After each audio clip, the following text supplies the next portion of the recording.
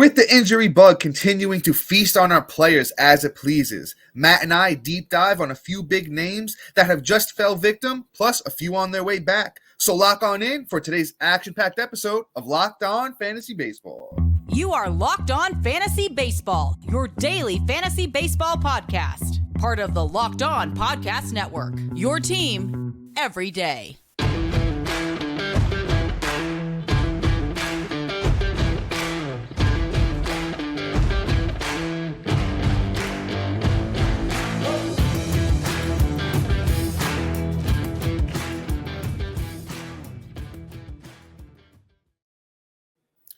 Hello, fantasy baseball fanatics, and welcome to the Locked On Fantasy Baseball podcast, brought to you by the Locked On Sports Network, your team every day. As always, we're your number one source of fantasy baseball knowledge, and thank you for making us your first listen each and every day. I'm your host, Dominic Martino, here with my brother, my co-host, my partner in crime, Matthew Ane. Yo, what's good, guys? You can find us on all social media apps and social media platforms and podcasting apps. Just search for Locked On Fantasy Baseball and we'll be there. If you listen on a platform like Apple or Spotify that allows 5-star ratings and reviews, we appreciate if you do that for us. It goes a long way to help the outreach of the podcast. And if you're watching on YouTube, you just hit that little bell below. It subscribes you to the channel, notifies you every time we drop a new episode. And once again, if you're on YouTube, be sure to like and comment because we love to talk fantasy baseball with you. On today's episode, Matt and I are, talking about a bunch of injury guys that are either on the way back or that have just gone out. Plus, we got a special one for you at the top, which is a big topic, breaking news today. And Matt, I know it's one of your boys, so why don't you pop off here on it?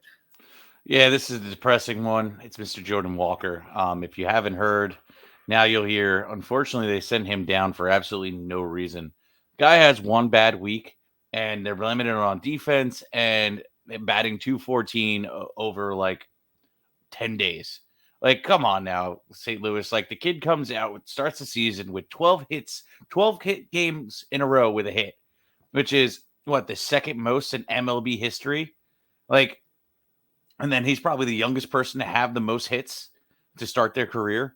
Like, I mean, this is ridiculous. Like, Jordan Walker is a stud, and they're really screwing with him. Personally, this is my opinion. I have no inside track into the organization, but I feel this is a matter of control. Whether they maybe have tried to get a contract talk and it's not going, and they got him up to start the season and get the extra draft pick. Now, okay, let's just send him down for 2 weeks, keep the control. I don't know. But the dude, Bledsoe, whatever the hell his name is, Dom, Burleson. I'm going to go with Suxison. Is taking his spot for now. Not even Dylan Carlson, which is the guy he was competing for the job. I'm a little peeved. So Jordan Walker absolutely 100% deserves to be up here. You can't really kill him that. And you know what the saddest part is? I was really just looking at his splits, right? This is the scariest part. Lefty versus righty. Lefty's 273, righty's 274.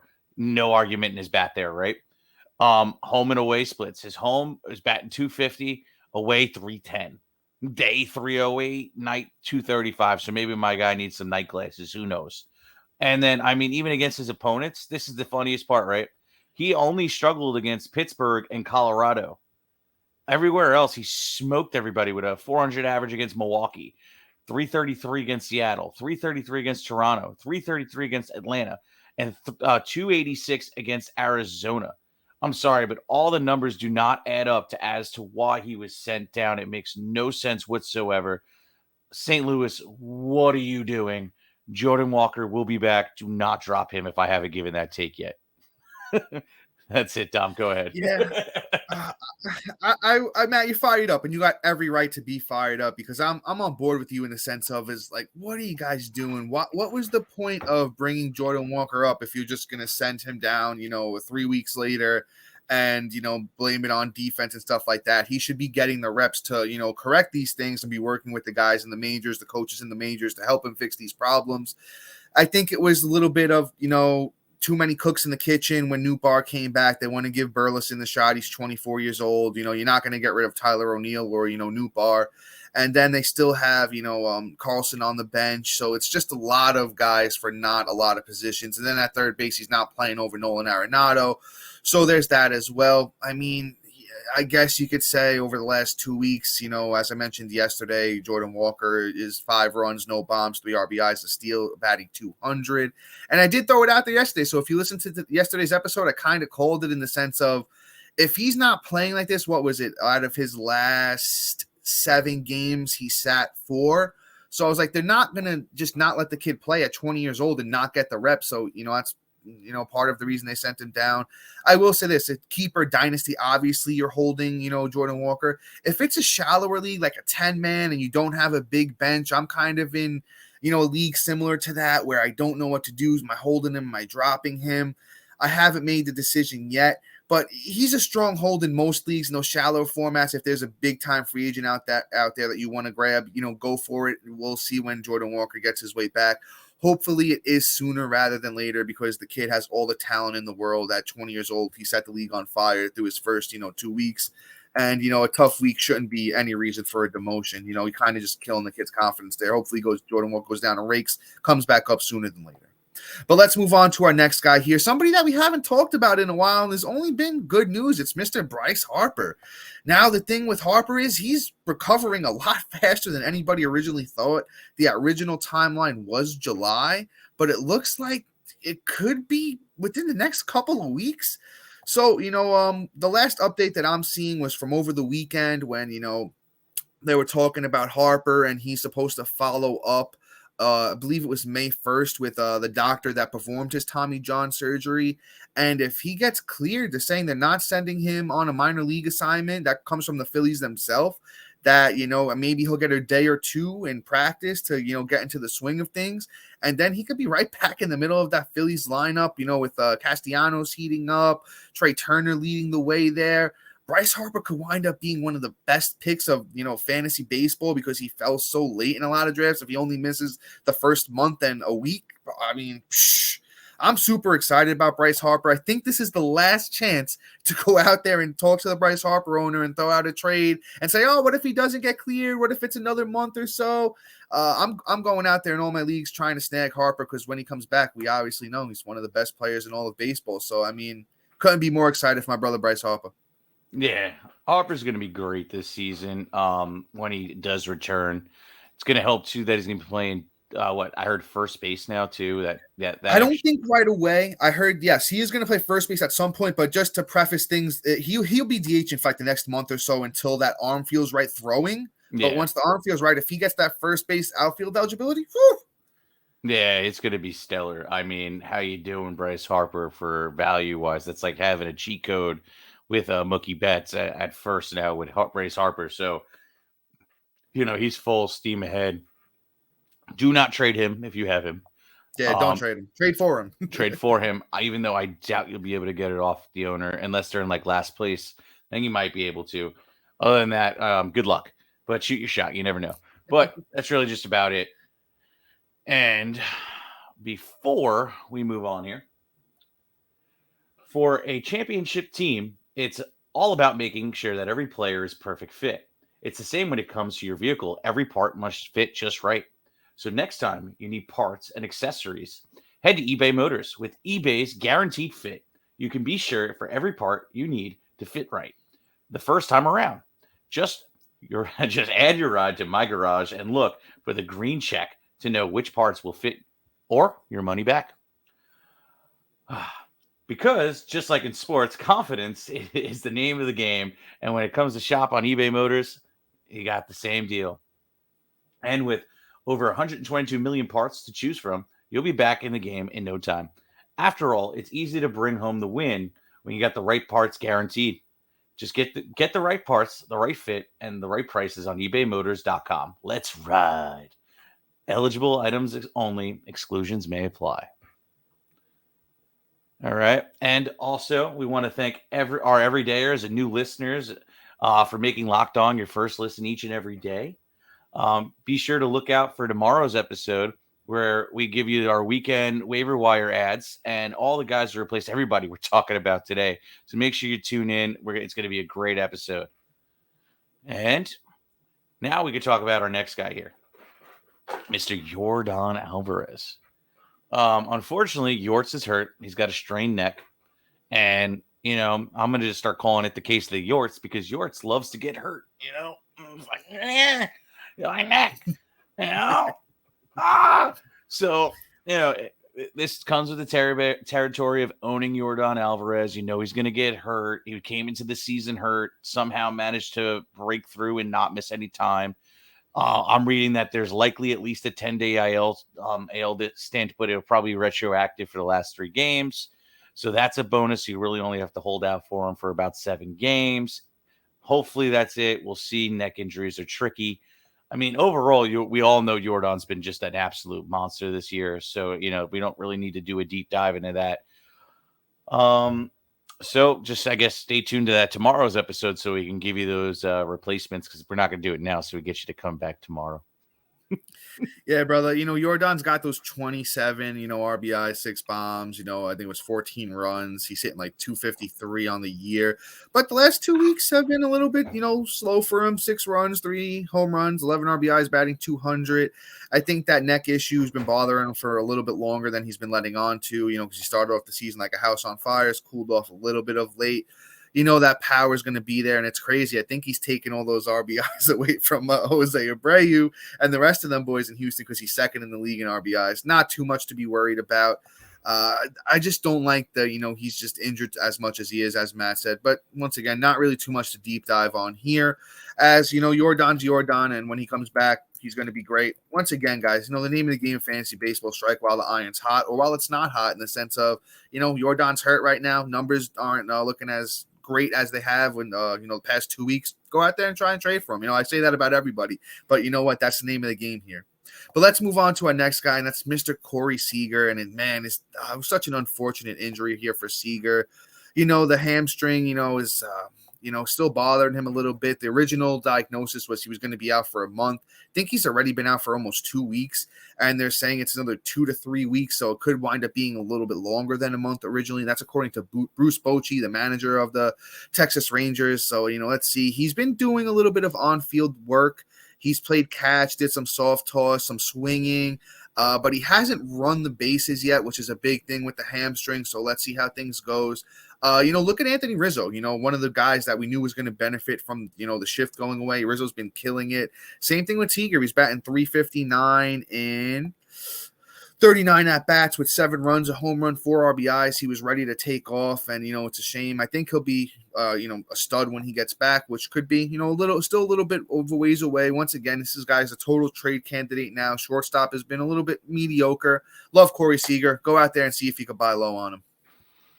Yeah, I mean, here's the thing too. I mean, you never know what you can get. I mean, 3 to 4 weeks if you're in a position to keep to take on that load and you have the IL spots, definitely worth it. Other than that, I mean, hey, it is what it is. You see what you try and get. But let's move on. Let's talk about something really unfortunate, and I'm really sorry for the guy. It's Mr. Robbie Ray of the Seattle Mariners. Unfortunately, he has a season-ending injury of a torn flexor tendon, which will need a repair, which will end up ending his season. He still has 3 more years left on that $115 million contract. So, I mean, hey, it is what it is. He'll still be back on that great team next year. The bonus of this is it's not TJ. So, he'll probably play next season, which is good.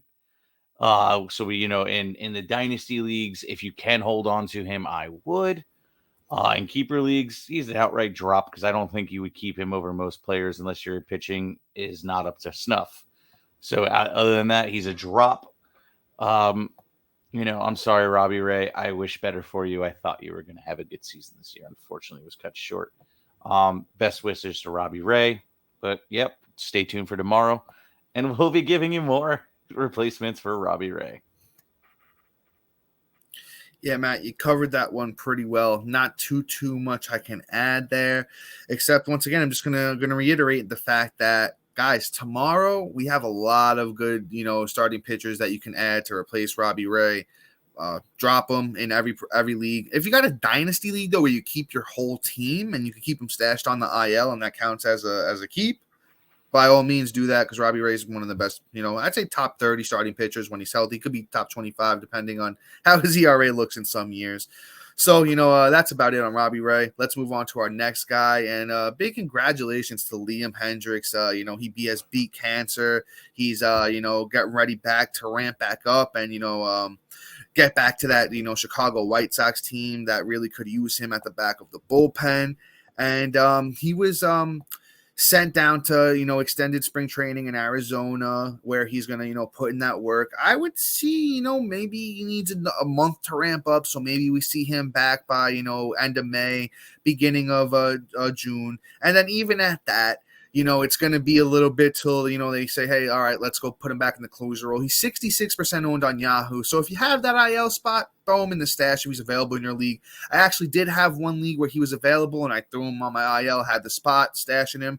Let's just talk about last year. Liam Hendriks, 2.81 ERA, 58 games, 57 innings, 85 strikeouts, 37 saves, and he had a 104 whip. And the year before, he had 38 saves, 2.54 ERA, 71 innings, 113 Ks, 0.73. The guy's one of the best closers in all of baseball.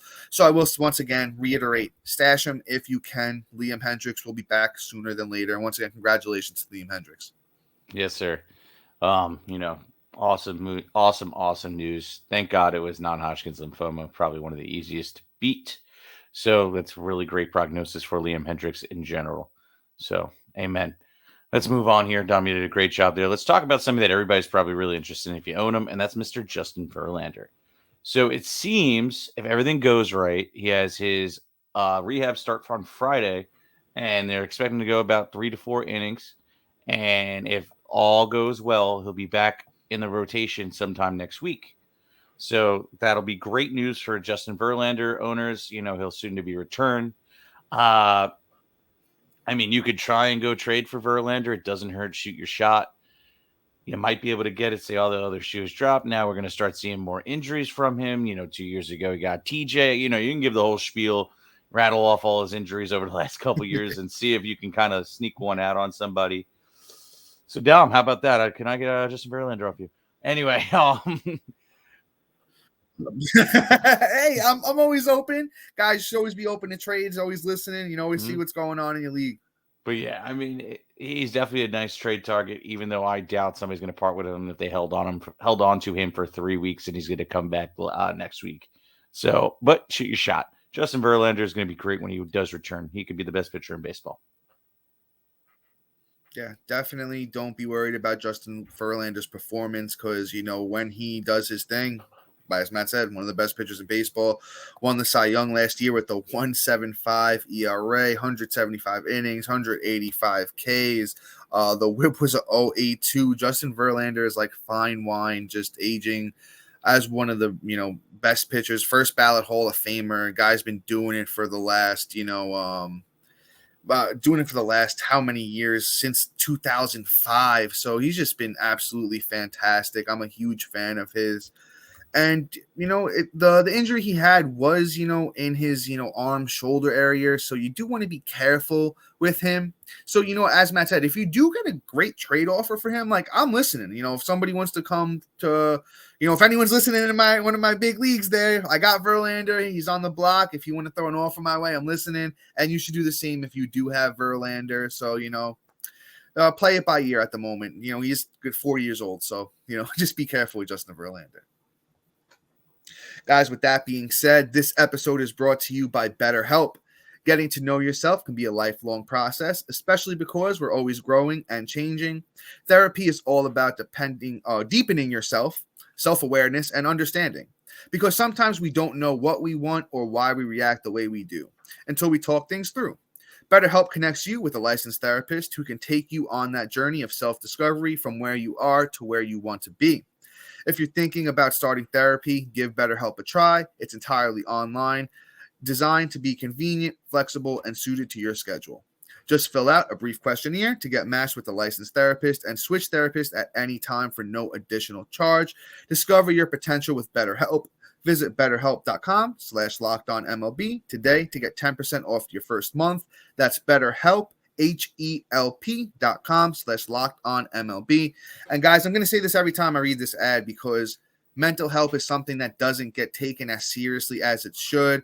I know we all know somebody that has struggled with mental health issues, or maybe you yourself are struggling with mental health issues. And go out there and get the help that you need. Give yourself the chance to fight back. Don't give up on yourself. Don't give up on your friends. And life can be very hard, and it throws us all for a loop sometimes. So make sure, give BetterHelp the chance, give yourself the chance, and make sure you take care of what you need to take care of. So we got another guy here, and let's give him a little talking about. That's one of Matt and I's New York Yankees, and it's Luis Severino. Man, I was so excited for Severino this season, and he kind of threw us all for a loop, with that lat issue. But he's on his way back too. He threw 2 up and downs for the Yankees on Monday. He's going to throw again on Friday. He's making strong progress.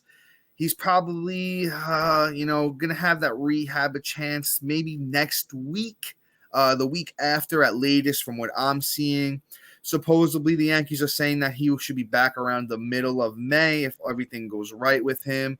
Guys, when Sevy's out there, he really is one of the best pitchers in baseball. But as my brother Matt would say, he's definitely a flanges guy. And, if you're not familiar with the term flanges, just something that Matt came up with that, all the fans love, that Matt and I love. It just means that they're an injury-prone player. We use it a lot for Adalberto Mondesi and Byron Buxton specifically. But, last year, Sevy had a great year. 7 wins, 3 losses, 3.18 ERA, 19 starts, 102 innings, 112 Ks, and a clean 1 whip. So this is actually a guy you could really you still could buy low on at the moment, because he's still a little bit far away. Got that big injury history. But when he's out there, he's so good. In 2018, he was an all-star, 3.39 ERA, 32 starts, 191 innings, 220 Ks, and a 1.14 whip. And the year before that, he was even better. 2.98 ERA, 31 starts, 193 innings, 230 Ks, and a 1.04 whip. That is the upside of a Luis Severino. So, guys, go out there and definitely see if you can buy low on him. I think Luis Severino, when healthy, top 25 starting pitcher. Yeah, for sure. I love Sevy this year, especially once he actually makes it on the field. So I mean, it's just one of those things where, like, hey, Severino, let's get him back on track. I think that he's probably due first week of May, I believe. So yeah, it's what you're seeing second week of May. So that's optimistic. We're about a week away, so that could be next week. So this is the perfect time, like Dom said, to trade for him. I don't know who's going to be willing to, since they held on this long. But hey, you never know. They may be in a position where they have to. Or they could be in a situation where, I don't know, they lost Woodruff, Severino, McKenzie, and then, it's an awkward situation. You got to get somebody on the board. You might be able to dump, like, I don't know, an Alek Manoah for him, and then boom, you get Severino. So I would definitely do that. Yeah, right now, and just so everybody knows, Alek Manoah is a full-blown trade away at this point. I don't not drop, never drop. Trade away. Trade the name. And this could be your perfect target for him, or even Tristan McKenzie at this point. McKenzie's not due till the end of next month, but still somebody else you could probably look at and possibly hold versus having Manoah kill your ratios. But Dom, take it away, boy. I got one more name here, and then if time permits, maybe we'll run through a few other guys that have minor things that happened over the last couple of days. But let's talk about Brandon Woodruff real quick. And Woodruff, man, it's so unfortunate because the guy dealt with Matt, what was it again last year? I keep forgetting what it was last year. I know it's with the things that mess with your hands, or whatever. It's a funny name too. Yeah, I know. We forget it every time. But Matt, if you want to check that out while I rant a little bit here. So Woodruff right now, he's dealing with a grade 2 subscapular strain, which is crazy. And I mean, honestly, he's going to be out a while, guys. Everything I'm seeing is saying they're not going to rush him back. It's going to take some time. I haven't seen a real timetable on it yet. So, hey, man, it could be June. It could be even later than that, which sucks. I drafted him as one of my aces. I was drafting him. If you guys watched, a lot of the mock drafts that Matt and I did in the preseason, I was taking him everywhere, man. I love Brandon Woodruff. And he was off to a great start with a 0.79 ERA, 0.88 whip, 11 innings, 12 Ks, a win. And, he pitched against those Cardinals. I mean, they're not great, but, the Cubs are doing good, too. He lit up the Cubs. It's just such a tough thing to see for Woodruff. and I'm still not really seeing a clear timetable anywhere that I look. It's just a very, very unfortunate situation, and I'm still not seeing nobody is given any sort of timetable here on Woodruff right now, to be honest with you. He still hasn't, as far as I'm seeing, he hasn't even thrown yet. He hasn't done any throwing, not even playing catch. So it's going to be tough, man. It's going to be tough here for Woodruff. I mean, I'd say hang in there. If you have me, drafted him pretty high, probably drafted him as your ace. So just be careful right now. I mean, hold him. If you get a great offer, I mean, and you're in a redraft league, go for it. Dynasty keeper, I think he's definitely a hold though for now. Yeah, no, Woodruff is a hold for sure. It's unfortunate. I couldn't find the name of the injury, but essentially it's when his fingertips get a little cold. And yeah, we can't grip the ball right. So it is what it is.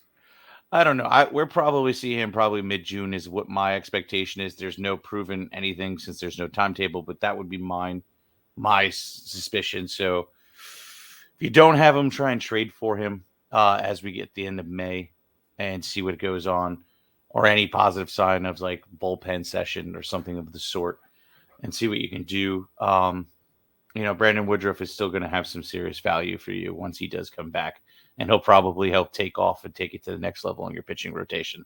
So, yes, sir. Check it out then. All right. I got a couple of quick hits here for you guys. Just a couple of, names I'm going to throw out there and just talk about where they're at so far. Michael Harris is, still dealing with that back issue, but he's supposed to start a minor league rehab assignment on Wednesday. Probably time to buy low on him is probably gone. We got Raisel Iglesias. He is scheduled to face live hitters again and go on a minor league rehab assignment on Thursday. So, he should be back sooner than later. So if you have AJ Minter, you should start preparing. You probably should have already dropped him because he's been doing horrible. But, you should be prepared to move on. George Springer, I believe he got hit by a pitch in the hand today. Let me just double check that as I'm pulling it up here. I did see this earlier. Yep, he did get hit by a pitch in the hand today. X-rays came back negative. So right now they're saying day to day. So Springer's probably going to be out for a few days. Let's see who else we got here. Adam Duvall, still no really timetable on him yet. He's going to be out for a while. Same thing goes for Adalberto Mondesi. Tim Anderson, not seeing any update on him yet either. Okay, he did batting practice on Saturday. He should be headed out on a rehab assignment soon. That's Tim Anderson once again. Jameson Taillon played catch on Wednesday. He was on the IL last week, put on the IL last week with a groin strain. He should be back in early May. Josh Jung. Who else we got here for you? Who else, Matt? Oh, Josh Jung. Yeah. Let's get over to him. He got hit in the hand. Take it over, brother. Luckily, X-rays came back negative, but I guarantee he's going to miss tomorrow. Yeah, he'll probably same as Springer, miss a couple of days. He'll be back soon though. Kenta Maeda again, man. I think this is a bigger issue than it's letting on to, because he's been hurt like 3 times already this year. It's Kenta my phalanges. Oh. Yeah. Elbow issue for him. Be super careful with him. I'm not encouraged by that at all. Let's see. There's actually a few guys here. JD Martinez back. He's going to be out a few days there at least. I will say this, though. Max Muncy and Evan Phillips are supposed to be back from the paternity list tomorrow, or Friday, rather. So tomorrow when you're listening to this. Trevor Rogers still going to be out for a while. If you don't have the room on the IL, he's a drop.